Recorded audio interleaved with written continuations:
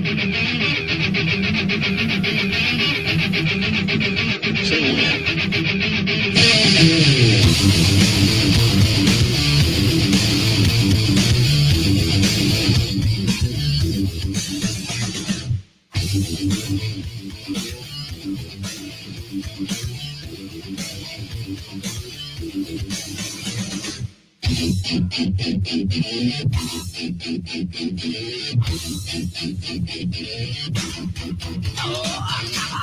talked the wild cards earlier this week. Intern Noe and I are back to talk divisional playoff football, or as I like to say, an excuse to drink on a Friday afternoon. Hello, everybody. Terry Bennett here. Intern Noe, OutDrank The Coverage. Of course, we're going to be breaking down Cowboys versus Niners, but we're talking all the divisional rounds, all brought to you by the Frisco Bar and Grill, but we'll be talking about them here in a little bit. But first and foremost, Intern Noe, how are you doing, and what are you drinking?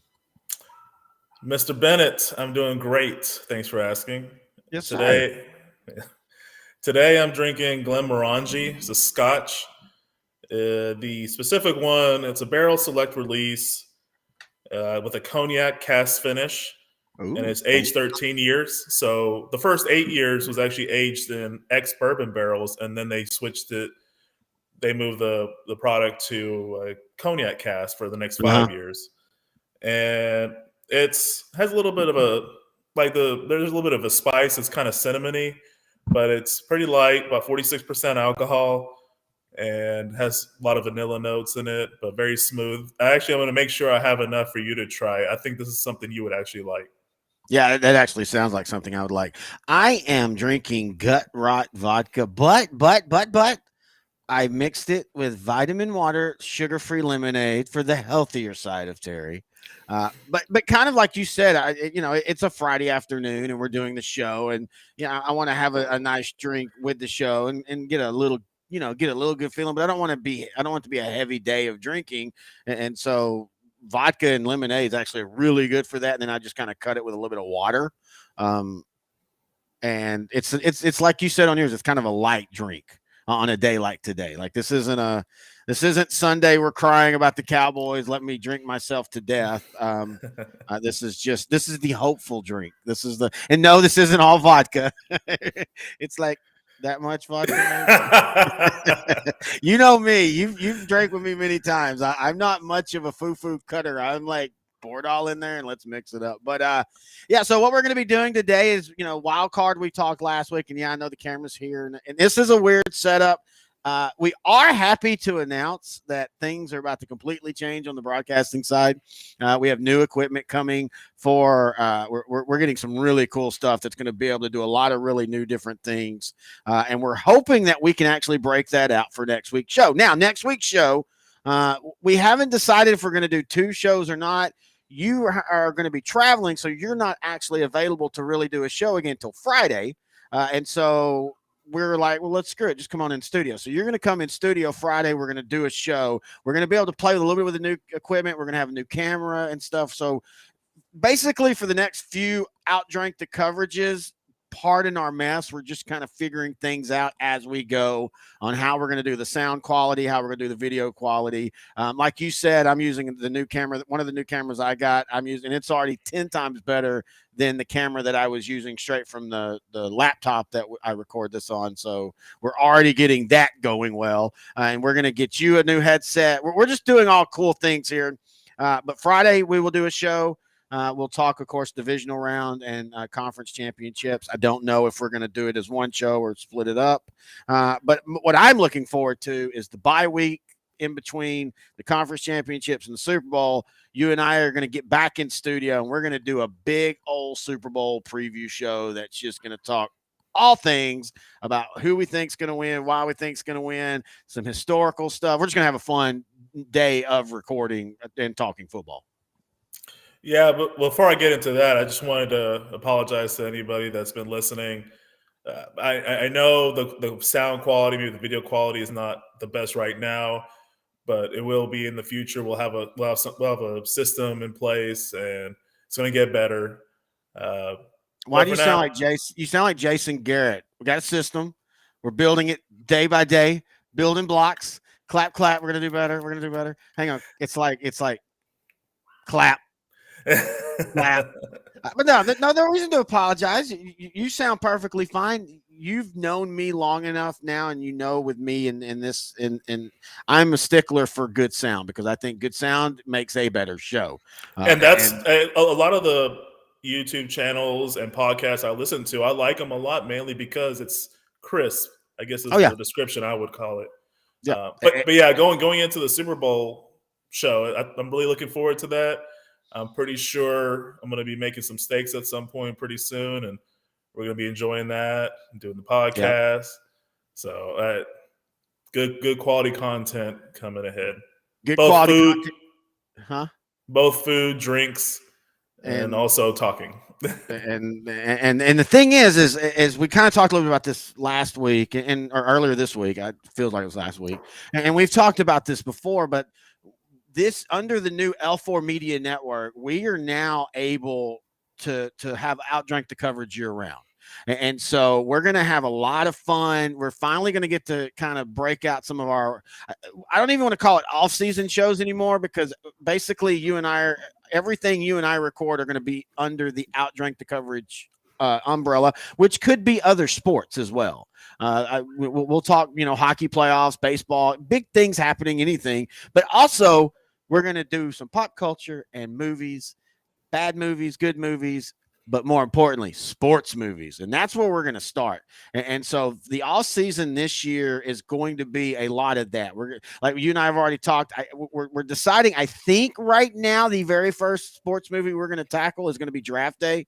We'll talk more about that before we do it, but that's kind of like the seminal sports movie because you and I literally picked what was going to happen in the movie before we watched it, and then it happened. And then when everybody said, "Oh, that had never happened in real life," and then almost exactly the Cleveland Browns a year later had a draft that they didn't quite trade picks and get them back, but they failed and then got back up and then they crawled, and so it's a great movie. And I do think it's a better movie than people give it credit for. Let's be fair. I do think that Draft Day is actually a better movie than I think you and I thought it would be. It's a lot better than that crap we saw about Kurt Warner last year. Yeah, Draft Day was a movie that you and I had low expectations going into it. But then you look at the cast, Kevin Costner had the late Chadwick Boseman. It was Jennifer Gardner was in it. It was actually really good. I thought the Kurt Warner movie was going to be good, but then a part of me was also thinking, I don't think Hollywood's going to be able to do good with this movie because it's the real story is more ridiculous than any Hollywood movie I've ever seen.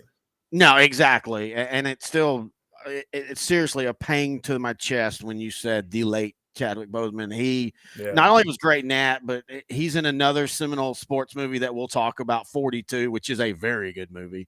But anyway, let's talk some fun stuff, and let's we always joke on Sideline to Sideline that Grant is one of the worst about having a lead in to right when I'm about to talk the title sponsor. So after talking about somebody's death, let's talk Frisco Bar. That's the title sponsor here of OutDrank the Coverage. You can find them online at thefriscobar.com, but more importantly, find them in that person at 6750 Gaylord Parkway, Suite 120. They have great food. They have karaoke. And that's how we actually found the place. We took the girlfriends out together on a date. We do that to make people think we actually have girlfriends. And we did karaoke. And we had great food. We ended up talking to them, found out they did a San Francisco watch club. They have an Oklahoma Sooner watch club. And then next thing you know, they're title sponsoring. And they're awesome on football nights. We did a live show there during a San Francisco Monday night game. That was fun. And they're awesome just to go have fun and drinks. And they have great specials. They have great appetizers. I'm a big appetizer guy when I'm drinking or if I'm at a bar, and they have some great ones, and they have some really good sandwiches too. So we do appreciate them for being a title sponsor. We have a couple other sponsors we'll talk about here later, but let's go ahead and do it. Before we begin, we bow to the football tree. I said Christmas tree. We bow to the football tree. We love it. Now let's talk divisional round. We're going to start. Let's just go in order of the games, which actually fits perfect for us to have the Cowboys-Niners be the last game of the weekend. It'll be the last game that we talk about. So let's get started. Chiefs, Jaguars, initial thoughts. Initial thoughts, Kansas City is too talented to lose. Okay. They haven't had a road game in the Patrick Mahomes era, home playoff game, or they haven't had a road playoff game in the Patrick Mahomes era. They still don't. They might next week, but a neutral site against the Jaguars. The more I look at this game, I just think Jacksonville has to play perfect in order to win. They played in the regular season. Kansas City won 27-17. They amassed over 500 yards of total offense, and that was in spite of the fact that they had a few turnovers in the game. Jacksonville had a late comeback, but it was, as Michael Irvin would term it, come close. And that was basically it. I kind of see that another saving grace for Jacksonville is their defensive coordinator, Mike Caldwell. He was on what team was he on? I think he was on the Tampa Bay Buccaneers staff in 2020. Yeah. So if you remember, 2 years ago, Kansas City went into Tampa in 2020 during COVID and basically destroyed Tampa. They were up big. Tampa had to come close. And they barely lost, but Kansas City controlled that entire game. Yeah. Come Super Bowl, that was the first time we ever saw Mahomes have a bad game. So for his short career, he didn't have a bad game up until that Super Bowl in the 2020 season. And they just it was two different ways of attacking Mahomes between the regular season and the Super Bowl. Jacksonville might throw that out there. I'm not sure they have enough talent like Tampa's defense did 2 years ago to be able to reverse their fortunes. Well, you bring up a good point, and I'm not. I think you're right on one of the things or at least going into it feels like Jags have got to play a really perfect game. I've been reading people, and they say all the things you say when you play a team like Kansas City. You want to play keep away. You want to protect the ball. You don't want to get in a scoring, a slugfest with them. You want to keep the score down, hold the ball for 35 minutes. And I kind of disagree. I think with Jacksonville and where their talent is on that team, I think Jacksonville, I would go in more of the Jimmy Johnson. If you're going to play, if you're going to play the giant, hit him with a big stick. And I would rather see Jacksonville be like first to 45 wins. Let's go. And I think you then get Kansas City to where they might make a couple mistakes because Kansas City's different this year. They score a bunch. They put up a lot of the same stats, but the way they do it is a lot more methodical now. And so I think I don't know. I just feel like Jacksonville needs to come there and swing for the fences and not try to play keep away or play safe. Let's go down the field, and let's give Evan Ingram a credit, man. That dude has revitalized his career, and a lot of it in just the last 6 weeks. I wouldn't even say, before November he was having a very, below average. Wait, who are we talking about? Who'd you say? Ingram. Oh yeah. Continue. I'm sorry. No. He has just completely revitalized his career in the last 7 weeks. And I think he creates a matchup nightmare because he can stretch the field down the middle, which there was a couple times, and they did this against Dallas, a couple times where they were running 3 verts on one side of the field and they were making the 2 safeties pick. And then Lawrence was, making the correct pick and hitting the guy that was wide open. And so I don't know. I just feel like Jacksonville, I just hope they don't come in conservative. I guess that's my big fear is they try to keep it a 23-20 game and end up losing like 28-7 or something like that. That's a good point. I think if they do win, it will be coming from their offense. Doug Peterson's a genius as far as play calling, and he's done it with 2 different teams now in a short time span. And this is a matchup of 2 former Eagle coaches, 2 coaches that have won Super Bowls, so they know how to get there. They know how to get to the promised land. And Peterson's done it with lesser quarterbacks. So Trevor Lawrence is on his way to becoming one of the top quarterbacks in this league with his creative play calling. And he's done it against, good defenses like the Dallas Cowboys and the Chargers. For better or worse, the Chargers.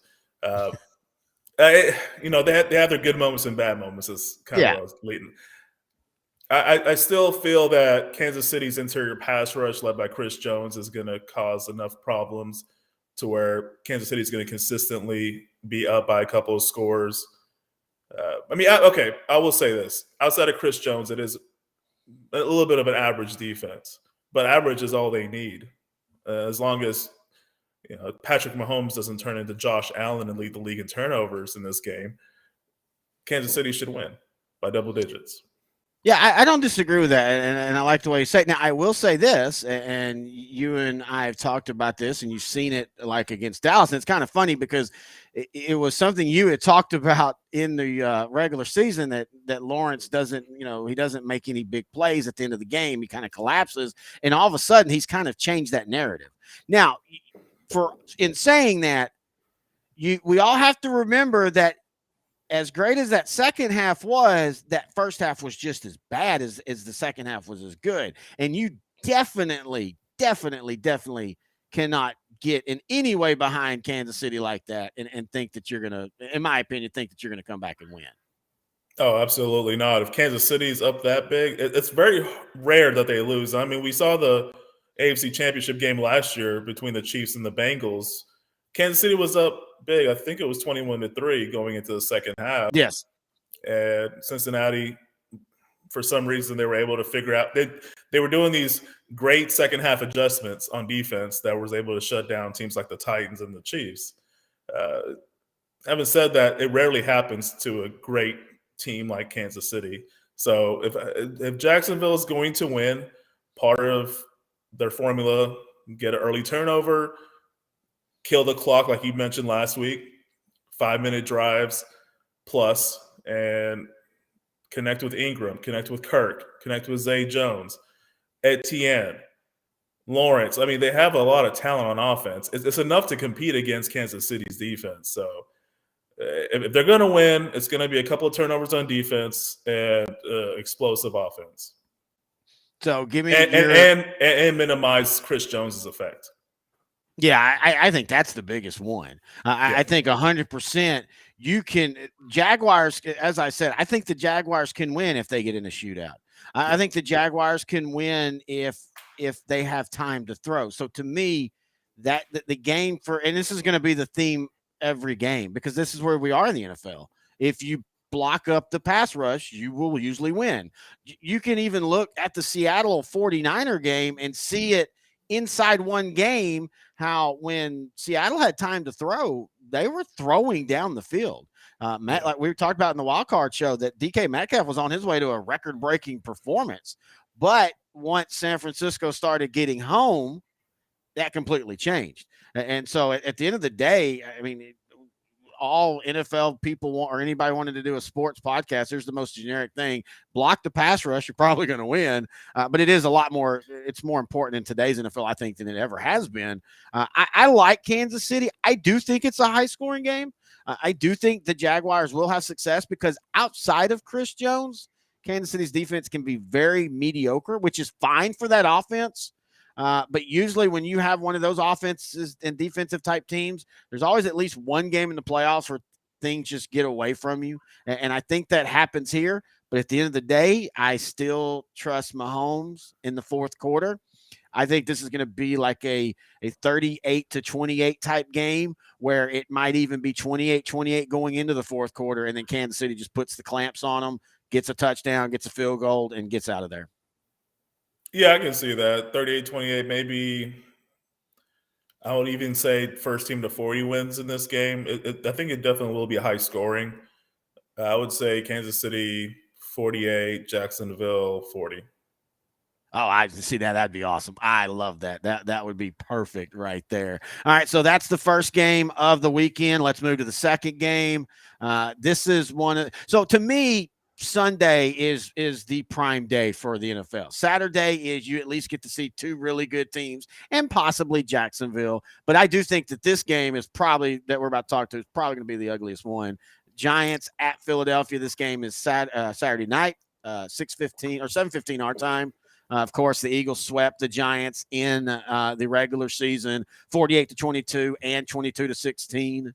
Oddly enough, the blowout was in New York. The closer game was in Philly.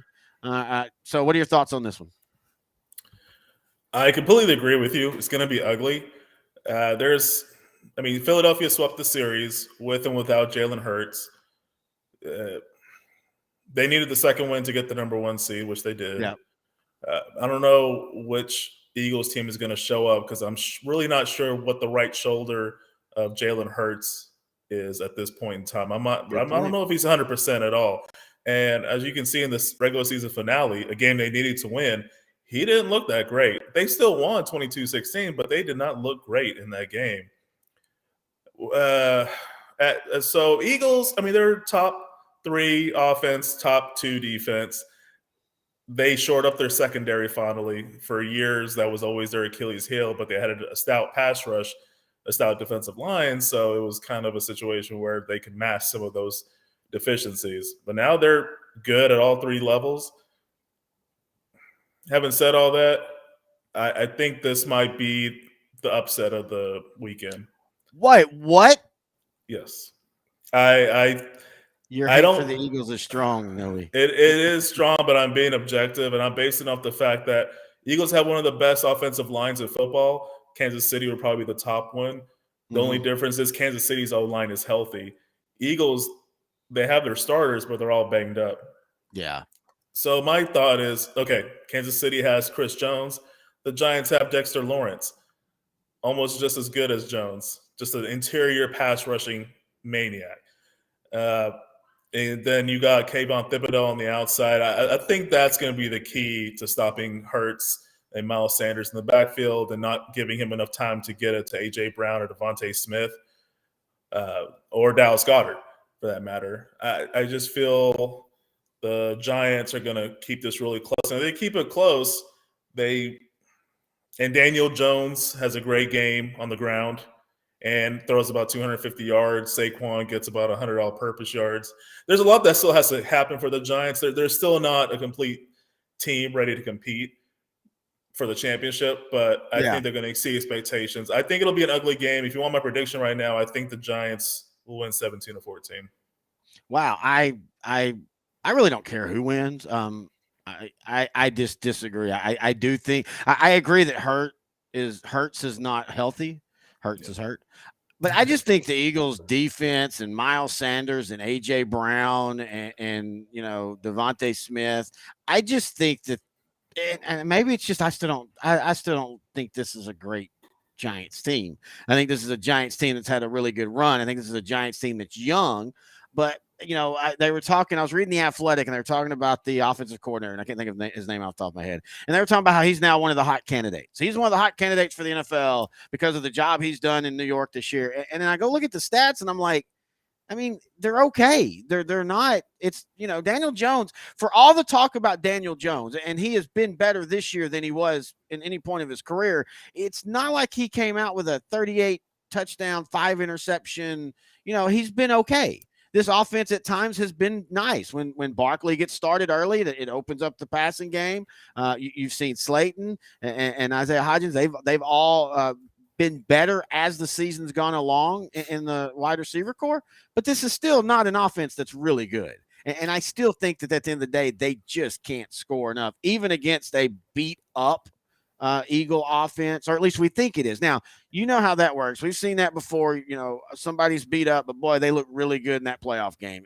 The players have that ability to kind of turn off the pain or take a shot and, be like North Dallas 40 when he gets the hamstring pull. But I would love to see that. And I do feel that there's upsets going to happen.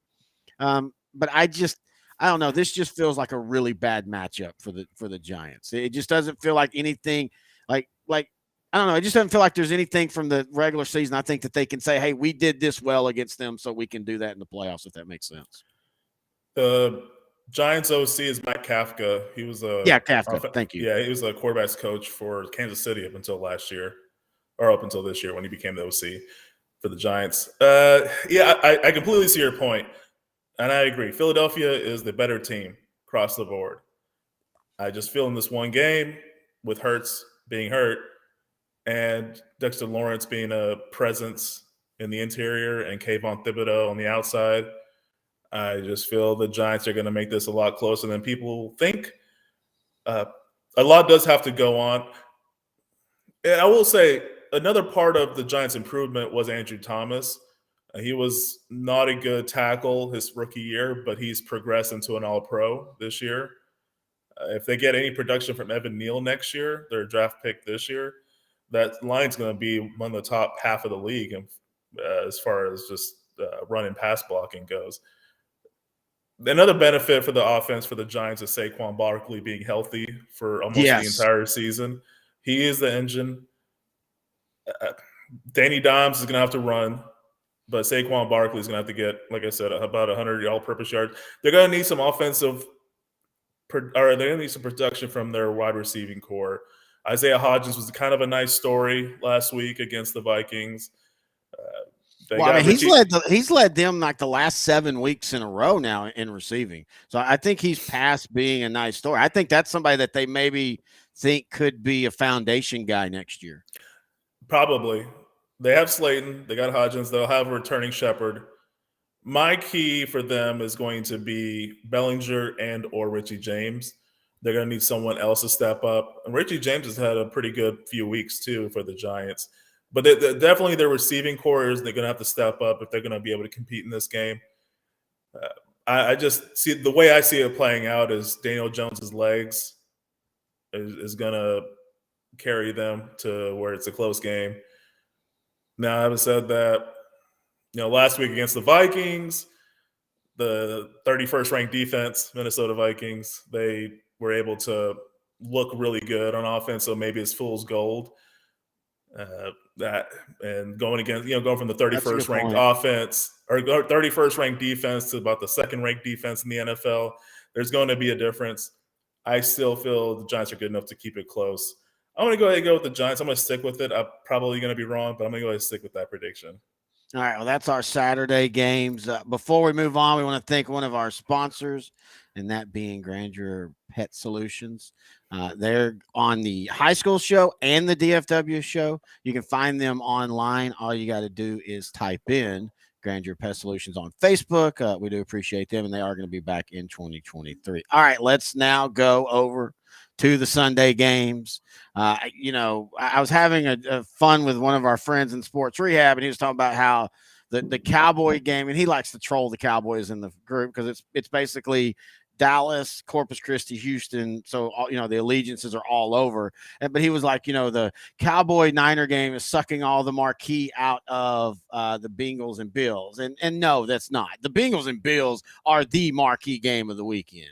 Not only because of the talent, but also, let's be honest, what happened a couple weeks ago. And since the game, first off, just the tragedy, and then the fact that Hamlin is now on his way to being healthy and he's okay. And the fact that it was already a big high key game.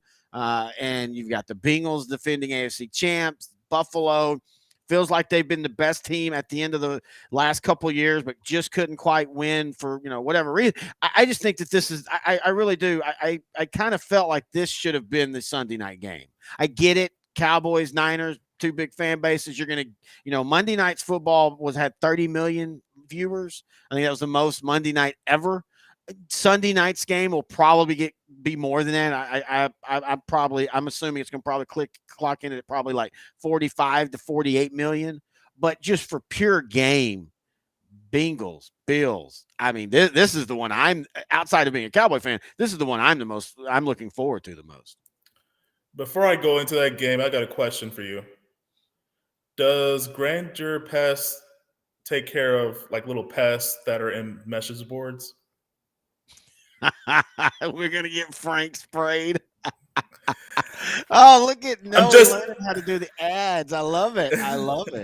Yeah. So going in this, so going in this game, I kind of feel bad for the Bengals because if that game had played out on Monday night and Cincinnati had won, they would be the ones probably hosting this game against the Buffalo Bills.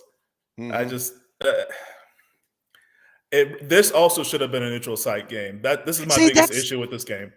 Thank you for all the talk about the Bills and the Chiefs. If they get to the AFC, why is this one not this is the one where the Bengals, and it's no fault of the Bills, of course, but this is the game that directly was affected by the fact they didn't play. because that game decides if they tie with the record, then whoever, whoever wins, basically it gets, and we were late enough into the season where that was exactly what was about to happen. And so you're right. I don't get why that everybody's talking about the AFC title game. I unfortunately, now in saying all that, it's not like the Bengals aren't used to playing in bad weather if it's cold or anything like that. But yeah, I totally agree with you. I think of all the talk about the AFC title game, this is the one that probably should have been moved over. So all right, let's go to it. Oh, by the way, this game is at 1 p.m. on Sunday. What do you think? I don't think it's an upset. I think Cincinnati can beat Buffalo, even though Buffalo is my pick to win the Super Bowl this year. Yeah. Okay. I saw a stat, and it was a thing that was concerning me last week against the Dolphins. But there's only been 3 players that have ever led the league in turnovers and have made it to the Super Bowl. Or 2 players, excuse me. Josh Allen would be the third if he accomplished his feat, because he did lead the league in turnovers with 19. So number 1 was Jim Kelly in 1992 season. That was the season when Dallas made it to the Super Bowl to play the Bills in their 3rd Super Bowl in a row. And the second one was Eli Manning in the 2007 season. Oh, so Eli Manning is the only one that's ever won a Super Bowl while leading the league in turnovers. So you see those are, and as a CPA, I like the fact that it's 15 years apart. 15 years later, now we have Josh Allen leading the league in turnovers with a chance to add his name. Well, it's kind of a good and a bad historical note, because he could still go to the Super Bowl, but also have led the league in turnovers while doing so.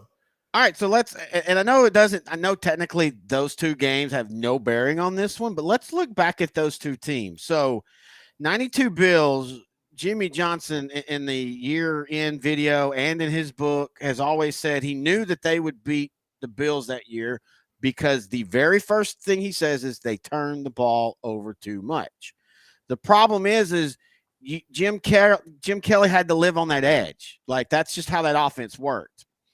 The Giants and Eli in that Super Bowl played a non-Eli-like game in that game. He didn't turn the ball over a ton. He held the ball when he was getting, he got hit, because that was Eli's big thing. We all talk about the interceptions, but Eli was terrible on fumbles. He was a fumble machine. And so it's weird that those 2 teams, one of them had to play, basically you had to live on that edge, and he lost. Eli had to play safe, and they won. I don't know if Josh Allen can play safe, and I honestly don't know if Buffalo can win if he plays safe. This goes back to the pressing question of, outside of Josh Allen, because I know rush stats, they're a top 5 team, by all the DVD blah, blah, blahs, but when you look at the team, they start turning the ball over when Josh Allen is having to do too much. They've got to run the ball more, but that's not something you can automatically do in the division round. You can't go, hey, we're going to be completely different than we were all year long, and now we're going to run the ball 62 times or whatever. And so, I don't know. This feels like a Bengal win to me.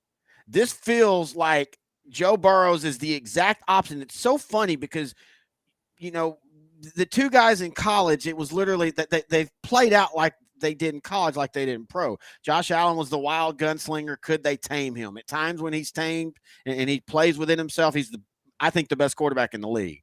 Joe Burrows is just, he's just dropping passes all over. You need a 20-yard out from the opposite hash, he's got it. You need a seam pass over the linebacker in front of the safety, he's got it. I will give him credit. I think Burrows is almost at Joe Namath cool, efficient, and I don't mean that Namath was efficient because he threw a lot of stuff, but you know what I mean, that persona where the pocket could be burning down around him and he's just calm, cool, collect. It's the old Jay Cutler meme with the cigarette. They need one with Burrows now because that's what he looks like. And I don't know, man. The Bengals there's just something about this with they have a sneaky, okay, or maybe even better defense. They have a really good running game that, because Mixon's been hurt, he hasn't put up the stats that he normally does, but Mixon is a really good guy that you can give the ball 25 times to if you need to. I still am concerned about their offensive line, and I know they've given up way less sacks in the last 6 games than they did in the first part, but still that continues to be an issue against the Buffalo defense that can get to the quarterback.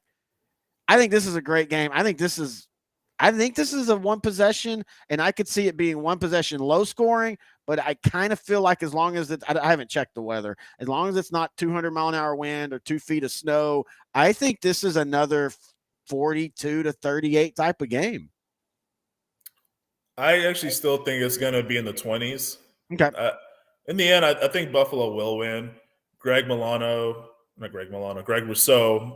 Matt Milano, Ed Oliver and company, one of the best defenses in football. They got Poyer, Tre'Davious White at secondary.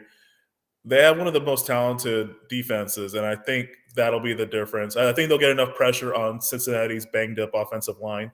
And even when they were healthy, Cincinnati's offensive line wasn't even that good. We saw in week 2 when they were healthy when they played the Cowboys, and Dallas had a backup quarterback. It didn't really change anything. Burrow was getting sacked. I think he got sacked 6 or 7 times in that game. 6 or 7 times and hit like 19 or some crazy number like that. And they still almost won. It was a close loss. Going to your point about him being Joe Cool, part 2 or part 3, I guess. I don't know if Joe Namath was ever called Joe Cool. I know Joe Montana was called Joe Cool. But okay, so anyway, again, OutDrank The Coverage off-season show. Let's talk NFL Joes. Yeah. So having said that, I think the key to this game is going to be the Bills pass rush on Cincinnati, and I think they're going to win that, and I think that's what's going to end up winning the game for them. I don't think Allen's going to turn the ball over as much. Cincinnati's defense is very opportunistic, but I still don't think they're going to be able to turn the ball over on Buffalo as much. I think they're going to learn from last week's game against Miami not to give your opponent any type of opportunity. Yeah, but I will have to ask you this: at what point does the turnover issues for Josh Allen? Is this a 1-year thing, or is this, again, he was a wild card. He was a gunslinger at Wyoming. That was one of the knocks about him. So do you feel like this is just a one-time or 1 year, just a bad year, or do you think this is something that could be a career issue with him? Well, I mean, you could chalk it up to their offensive line. It's supposed to be one of the best in the NFL, but didn't Miami get 7 sacks on Josh Allen last week? That could also be another issue as to reason for those turnovers. I'm willing to bank on their line holding up this week. I think it's an offensive or a line battle, defense versus offensive line. Yeah. Whoever wins that battle is going to win. You could say that for every other game, but I think it's really important in this one because I don't really see the difference between either one of these teams up until you get to the line play. And I think Cincinnati's offensive line is just that bad where it's going to cost them. And they're going to have to really reevaluate that position in the offseason. They're probably not free agent signings. They're probably going to have to just go out into the draft and get somebody because it didn't work out this year. Definitely with those same guys, it's not going to work out in 2023. Yeah, no, I totally agree with that. I have the Bengals winning. I think it will be a really good game, but I don't know. I kind of feel like Buffalo might be the team now that can get, win a round or 2 in the playoffs, and then something will always seem to just happen weird, like the overtime loss against Kansas City and stuff. All right. So we've played with our food. We've bantered around. But before we do it, before we get to the big game, I do want to thank Mattress Depot. 11 locations in DFW. They're locally owned, great family. They give discounts for military, for teachers, for first responders. You can find them at Rockwall, Irving, Mesquite, Cedar Hill, Gainesville, Decatur, Wichita Falls, White Settlement, Mineral Wells, Stephenville, and Granbury. And you and I, that one of the jokes when we do these live reads for Mattress Depot is that's one of those things as a kid, you have a mattress and you don't think about it. And so you get an apartment or you get a house and you go, okay, I need to go get a mattress. And you're thinking, hey, $100, $200. And you start laying on the really nice mattresses. And then you look at the price and you're just like, oh, wow, I did not know those things are that expensive. At Mattress Depot, you won't have that sticker shock. Just tell them we sent you. So, okay, here we go. Before we do it, I do want to show, we were talking about all the new stuff. Give a little thing here as I'm learning. That's going to be our new studio setup right here. Just we're talking all the positive stuff before we're about to get into the bad stuff. Because I don't know. This one's kind of I've gone back and forth, Noe. I told you at the beginning of the week that I actually felt as comfortable as I did with the Tampa Bay game. I don't really know if I feel that way anymore, but I do think there's a lot of things people are not really talking about with San Francisco. But first, let's just kind of give the general. Sunday night, the division round finishes up. Dallas at San Francisco. This game is at 6:30 our time. No, 5:30 our time. This will be the 8th matchup in the playoffs, or no, the 9th, because the Cowboys are 5-3 against San Francisco in the history of the playoffs. Of course, last year San Francisco came into Dallas in the wild card round, dominated for the first half. Dallas dominated in the second half, but couldn't quite make enough plays, and there was like 3 or 4 drives in the second half where penalties just completely destroyed Dallas, and then of course the scramble at the end and everything. Everybody's talked about it's a bad matchup, blah, blah, blah, blah, blah. Initially, what are your thoughts? I didn't realize this is the 8th matchup. I think it's the 9th, actually. I think it's the 9th. This one coming up will be the 9th. Yeah, they've played 8 times. So 70, 71, 72, 81, 92, 93, 94, 2021. Oh, yeah. Well, they only played twice in the 90s in the title game, 92 and 93. Oh no, you're right. 94. Yeah, I don't count losses. I was joking. We don't count losses. So San Francisco won the 81, 94, and 2021. Yes. Okay. And so we've all talked about it. This is supposed to be the worst type of matchup for Dallas. Do you agree? Yes, I do. San Francisco plays very tough, and this year, as opposed to last year, the big difference is San Francisco is very healthy. And that makes them, that and Christian McCaffrey is now their starting running back. But the fact that San Francisco is very healthy makes them very formidable. Now, there are some people that talk about San Francisco's winning streak and how it was against inferior opponents. I think that's a valid. It is. And so for Brock Purdy, this is going to be the toughest defense he's ever faced. He hasn't really faced elite defenses. Seattle's is going to be good. They have pieces there. They're just too young right now. Yeah, and some of those older veterans, I want to say leave. And I really think Seattle's going to have a great defense, but this year it wasn't that great. And so they played Arizona. I'm trying to remember the other games. The Raiders. It wasn't like San Francisco was just playing like a Super Bowl team against great competition. They weren't playing Philadelphia. Like Dallas beat Philadelphia. So having said all that, it isn't Candlestick. It's going to be in the Bay Area. They're not actually playing in San Francisco anymore. My initial thoughts are biased-wise. As a Cowboy fan, I feel Dallas is going to win. Based off of Micah Parsons in the pass rush, I think he's going to win that battle. Oh, nice image there of Alvin Harper in the 92 championship game. Unbiased opinion, I just feel that San Francisco's offensive line is going to negate any of the Dallas Cowboy pass rush. Christian McCaffrey is going to have a big game, over 100-plus yards passing and receiving, or receiving and rushing. Deebo Samuel get a touchdown. Ayuk will have a long touchdown. I just feel Dallas is a good team. Even with no turnovers from Prescott, even with a great game for Prescott, I still feel San Francisco is going to win like 27-24. See, I'm more and more believing the whole, let's really look at who the Niners have played this year, especially in this winning streak. To be honest, they look a lot like, let's say, Dallas of last year going into the playoffs, where Dallas had pretty stats and Dallas had pretty record and they had this and all. And then you started peeling back who they beat. And you're like, okay, the division they were in wasn't that great.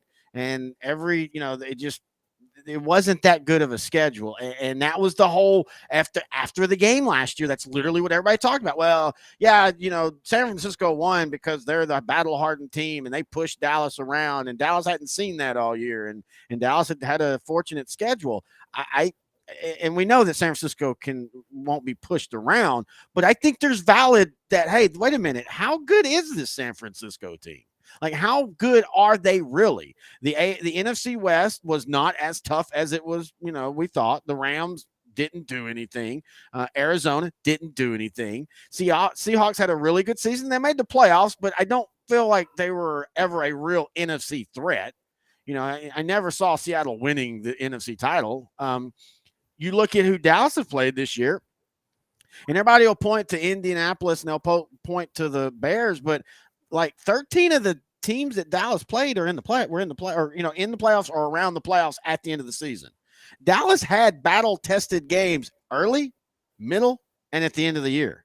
And I don't know if that matters when it comes to games, like the actual matchup. But if it's always mattered against Dallas over in, now and in 2018 and 2014 as much, but if it mattered then it should matter now. And I don't think Dallas is going to look across the field on Sunday and go, oh my God, we haven't seen something like this all year. What are we going to do? I think Dallas, and I like the quietness out of Dallas this week. Like, there's not a lot of anything. The biggest thing is the kicking. Well, what are they going to do with Maher? What was that? The players are all not saying too much. I like to do this with you. You get a little bit too much into what they say after a game. And so you should have loved it, though. Parsons on the field was like, yeah, this is awesome, but we should have won this game. Let's move on. It's time to go to San Francisco. I go back to what I told you earlier in the week. And I go back and forth 1,000 times when it comes to the Cowboys. I feel comfortable about this game. I think Dallas wins. What's your final score? I'm going to go – I kind of like you. I think it's 27-24, 27-21, 28-24. I think it's in that. I think if a team gets to 30, it'll be because of turnovers, something like that. Yeah. I think both defenses – I think the thing that – and it's funny because and you and I have talked about this on the show, and we talk about it when we're just hanging out. I am the most balanced fan except for in the moment. So if Dallas defense doesn't make a stop, I will text you immediately if we're hanging out. I'll be like, they never make big stops. I said that in the Tampa Bay game after that goofy Brady kind of forward pitch to Godwin. He gets the first down. It's 1st and goal. And then 2 plays later, they throw the interception and Dallas plays. But I thought what nobody talks about in that game, because they don't want to talk about Dak and they want to talk about Brady, was as Dak and the offense struggled the first couple drives, the defense did what defenses are supposed to do, and they held down the fort until the offense figured itself out. And you and I have talked about this multiple times. This Dallas offense this year does not start well for whatever reason. It's almost like they got to stretch their legs. Like, I didn't even understand the 3 play calls in the first 3 play calls against Niners or against the Buccaneers made no sense to me. It was a little hitch, a wide receiver screen, and a slant, and it was like, stretch the field, do something. You're already trying to throw down a tunnel, and I think that is one of the negatives I think Moore does as an offensive coordinator sometimes is he's throwing he tries to throw so much down the seams, and I get that you want to attack the seams, but I think that's where you can make the case about some of Dak's issues on throwing interceptions, because they all seem to be right at the hashes, except for the Washington one. All the other ones always seem to be right at the hashes because they're trying to throw down the seam. But the defense in that game kept Dallas in it early to where maybe last year that doesn't happen. Maybe the Bucs jump out just like San Francisco did, jump out 14-0, and then Dallas is playing from behind the rest of the game. I don't know, man. I just keep looking at the defense that San Francisco played, and there is not one valid defense they've played in the last 2 months that go, okay, they did that to them, they can do that to Dallas. So, thinking about the 49ers defense. Yeah. Hey, I agree with what you're saying. I really do.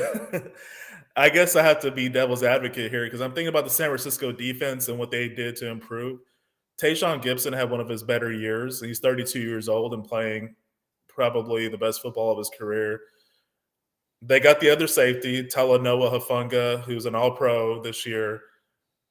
I just don't think those seam passes are really going to work as good as they did against Tampa. And then they have one of the better man-to-man cover corners in Tre'Davious Ward out there.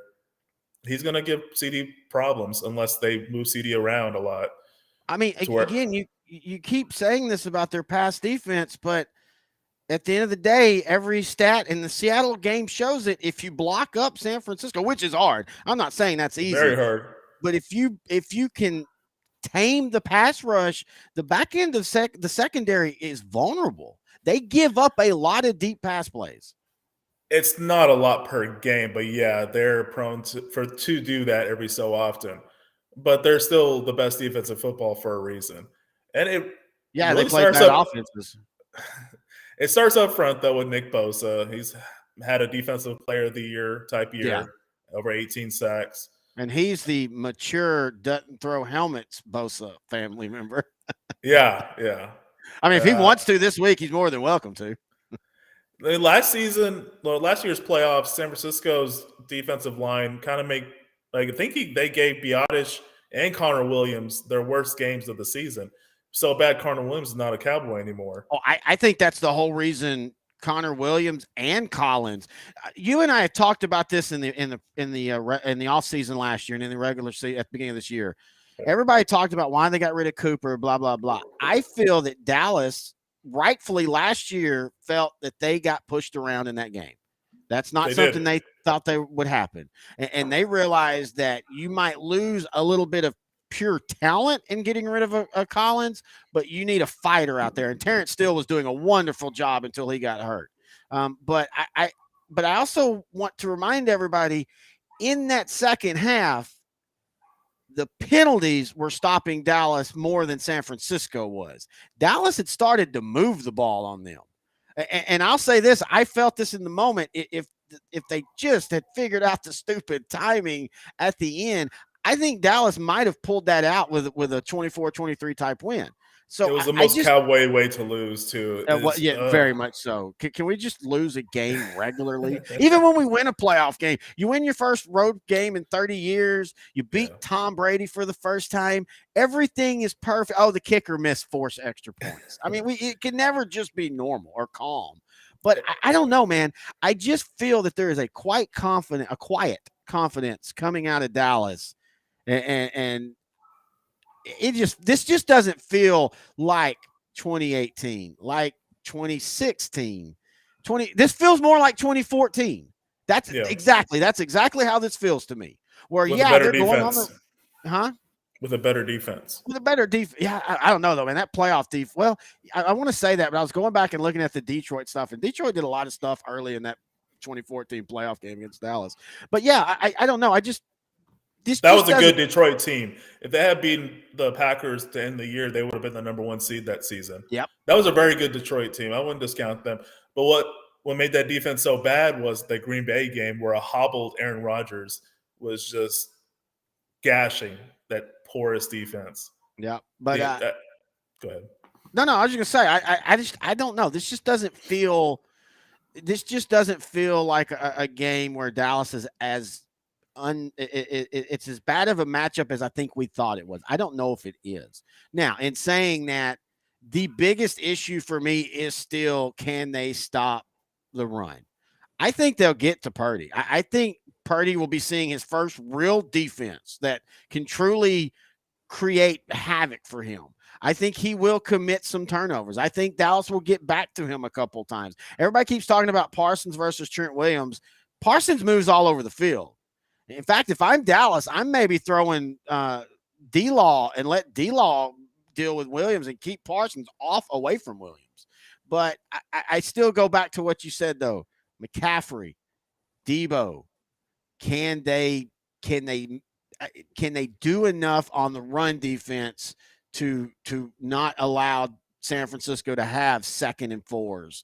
Because if you're getting back to the quarterback and you're sacking them, that's great on 2nd and 9, but if you sack them on 2nd and 3, well, they're still in a makeable 3rd down, if you know what I'm talking about. So that to me is the biggest concern.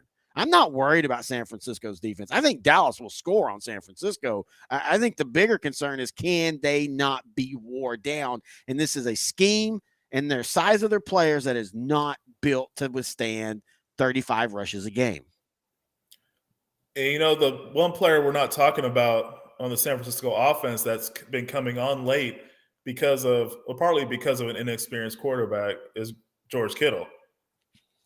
He was not really doing much for the most of the year, and then toward the end of the season, he caught fire, partly because of the quarterback change. Well, also they were having block. That's the thing. For all the talk about Trent Williams and a really good San Francisco line, and it was early in the year, George Kittle, I can remember watching that San Diego, I still do that, the Charger game, and they talked about it like he was running pass routes at like 37% or 47% less than he had before, because they needed him to. Again, that goes back to, if the Dallas pass rush is forcing him to stay in. But yeah, he's another weapon and Dallas against tight ends, that middle of the field for Dallas tends to be a little soft. In saying that, we didn't really talk about this on the wild card. LVE, I think, has earned himself a contract here in Dallas. I don't mean go over the top and go, but I think Vander Esch has proven his worth from when he didn't play for 3 games to what he did last week. And people go, oh, well, Buccaneers don't run. They did, though, against Dallas. And you could tell early that was their game plan. Dallas took them out of it because they kept winning the line of scrimmage. And I thought LVE in pass coverage was remarkable. Man, that dude, he, dare I say, looked almost like Brian Urlacher out there on some of those pass routes. Yeah, he's a very fast linebacker. Great comparison on Urlacher. Of course, time will tell if he ever lives up to that. But what I've been more impressed with LVE is his run defense. Oh, yeah. I used to have a complaint about him getting hooked all the time. Him and Jalen Smith always getting hooked. And I didn't realize that until the 2018 divisional game against the Rams. I thought we had the 2 cornerstone linebackers for the next 10 years. And I saw that game. I was like, oh, well, something's going to have to change. Yep. So having said that, yeah, I agree with you. He's been very consistent. I've been very impressed with how he's played. I'd probably say he's been the most consistent. I might be wrong on this, but to me, from just viewing the game, he's been the most consistent Cowboys defensive player all year. Hey, I would definitely take 2014 Rolando McClain on this team. Oh, amen. We're gonna do our off season stuff. We're gonna have an episode just on him, because I have never seen a guy that, when he tried, literally could be the best linebacker in the history of the NFL, or close to. And I know that's hyperbole, but you know what I mean. He was in the running for Defensive Player of the Year. He was an All-Pro. And then there were the years before and the years after where he was just like, Him and David Irving, those two to me are just two of the most mind-numbingly annoying. At least though McClain was open about it. He's like, I'm only playing for money. I don't really. It's just not something I love. But yeah, that you saying LVE kind of made me immediately think of Sean Lee and then Rolando McClain. But anyway, all right. So we're gonna wrap things up. Let's go back to our picks. We both think the Chiefs win. Yeah. We both though think it's a pretty decent game. We both think. Oh no, you think the Eagles lose. I think the Eagles win. But I like your thinking there. And I really don't see, and maybe it does happen. I really don't see every favorite winning this week. That just doesn't happen. And so that could be it. I don't know. That does factor into my predictions. What do you mean? Because everybody said the home teams are going to win this weekend. I'm like, that typically doesn't happen. So I'm going to nitpick a little bit. Yeah. And then Bengals and Bears. Bengals and Bills. Bengals and Bears. That'd be a fun one. Bengals and Bills. I can't remember where you had it. I had the Bills winning, but I could see where the Bengals might have a chance in there. And you said you had the Bengals winning. Yeah, I don't know. I just feel like that. I don't know. That just feels so. I just feel like Buffalo is going to be that team that every year is there, and they're not like the Chargers or Dallas where they can't even get to the title game, but just for some reason they can't ever break through. One year it's in the division round, and sometimes you get those teams where they just always seem to be playing the hot team at the moment. And I think, like, and maybe Cincinnati's just built that way, because if they do it again, this would be 2 years in a row. Though I do think this year they were far better overall team, but there'd be 2 years in a row where, man, they just have that switch, and when it's ready to go, it's ready to click. And then, of course, the Cowboy game. I'm going Cowboys. You're going Niners. I do think, though. I mean, unless it's a 42-3 type of game, it is nice that this is a game that I think people are just going to watch. And if Dallas loses, you go, okay, they probably should have lost. And that's it. There's not going to be everybody needs to be fired, this team sucks, all that. And maybe that's why, and you and I talked about last week, when Dallas is in the playoffs and they're supposed to win, I have more anxiety than when Dallas is playing a team that's a 50-50 at best. It's cool. Yeah. Whatever happens, happens. Because if they lose, they're going to lose to a really good team. But in saying that, I do think that Dallas finally breaks the curse, and then they get to the NFC title game. And if they do, I am not going to want to watch football, because I just don't want to be there. That's how I am when it comes to that kind of stuff. You and I talked about it jokingly. I think the Rangers ruined it for me when it comes to playoff games. I just can't. I can't see that anymore. I can't see collapses like that. But anyway, we do want to thank everybody for joining us. Thank you, Intern Noy, for taking time out of your day to drink. I don't know why I'm thanking you for that. You're looking for excuses. You're messaging me, hey, you want to do OutDrank The Coverage? No, it's 4 a.m. Go to bed. But anyway, we will be back next week. Friday, we'll probably do it live. No, it will be in studio. That's going to be fun. Closing thoughts? It's going to be a fun weekend. I'm looking forward to watching all 4 games. And I think they'll all be great. All right. Until next week, he's Intern Noy. I'm Terry Bennett. This has been OutDrank The Coverage, brought to you by the Frisco Bar and Grill, right here on the S2S Sports Network, part of L4 Media Company.